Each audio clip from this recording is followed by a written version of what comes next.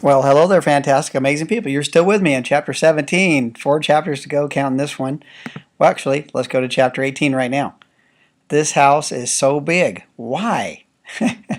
Well, we moved out here and bought a home, and we were there almost 2 years, and then different things came and challenges came, and God was always good, but we decided to sell that house, and we rented a home for a year. Then near the end of that year, we felt like we were supposed to buy a home again, but yet we really couldn't.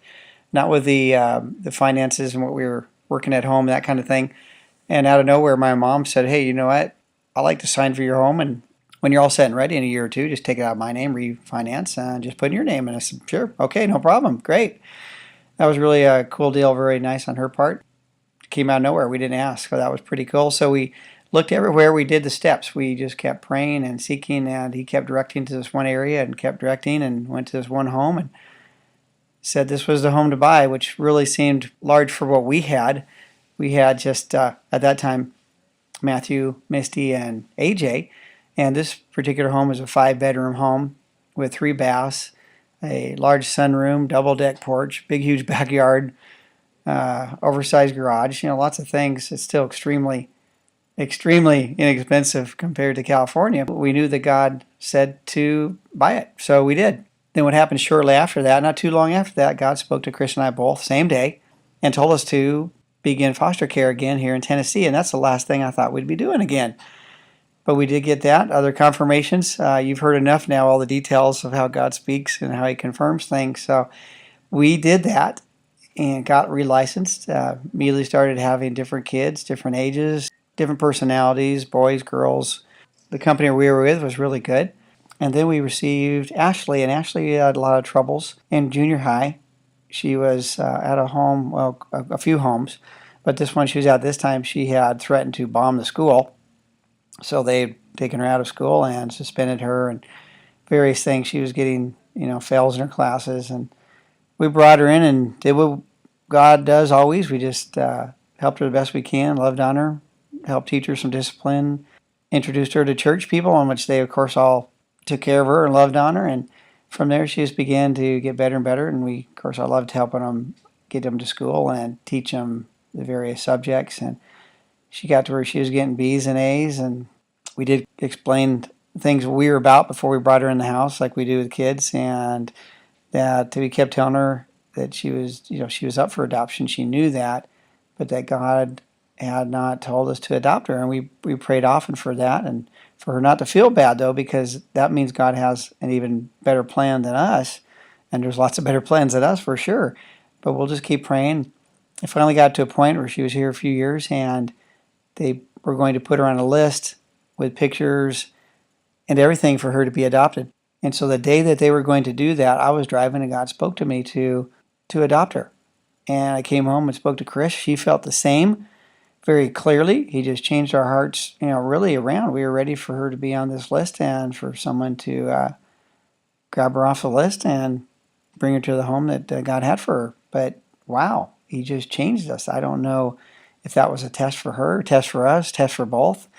But we were excited to sit and talk with her, and we told her what we felt God had said that day, and what was up to her, though. And she knew this was a real Christian home that wanted to follow God.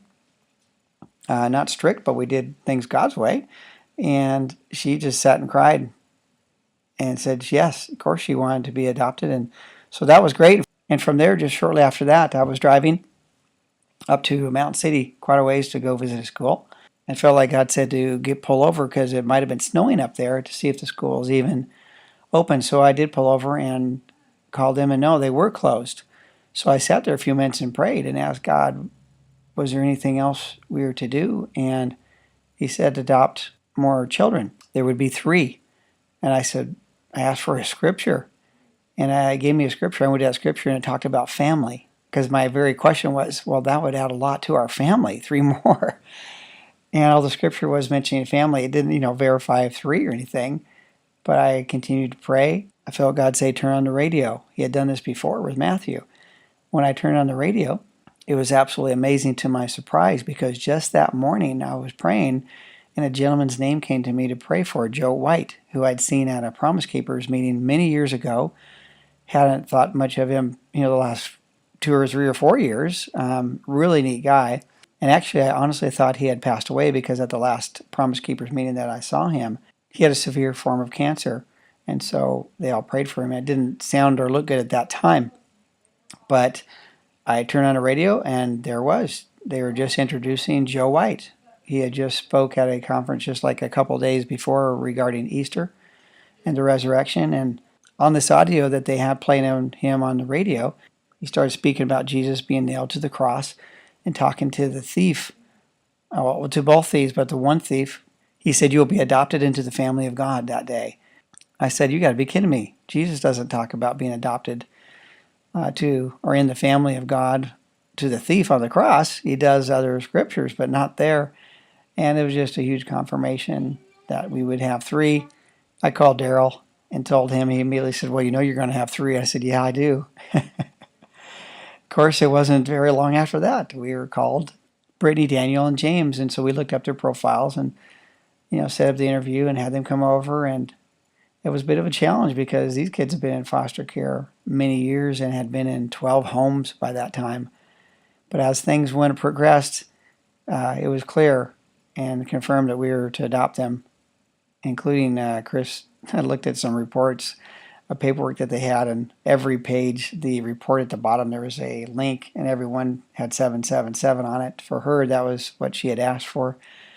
I won't get into all the details, like I don't get the details of any of these chapters except for chapter 14, but it was very cool.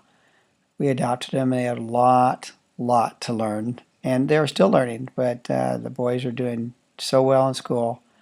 Brittany was here only a few months when God spoke to me and said he'd be moving her, and she did. She got upset one day and left, ran away, which they seem to do a lot out here, runaways, but of course the policeman brought her right back, right from down the street. But we went to talk to DCS. There's a lot of people just a few days later, 12, 15 people in there in the room for 3 hours. They tried to talk her into her and explain to her why she should not leave. She's almost 18. It'd be a great place for her to be. And I sat there saying, "Sure, we'd love to have you, Brittany."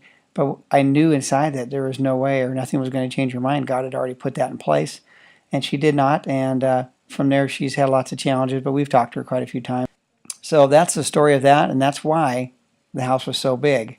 So at one point, we had 4 new foster children, plus Misty, Matthew, AJ. So we had 7 children, plus ourselves, plus 2 dogs. It was definitely needed. And it's been greatly used ever since for entertaining and having people over for prayer and Bible studies. And we'll see what God does in the future, how long we'll be here. Hopefully a long time. We love it here, but if he moves us somewhere else, that's okay too. All right, thanks so much. Have a tremendously blessed day, and remember that he has the perfect plan. Thanks.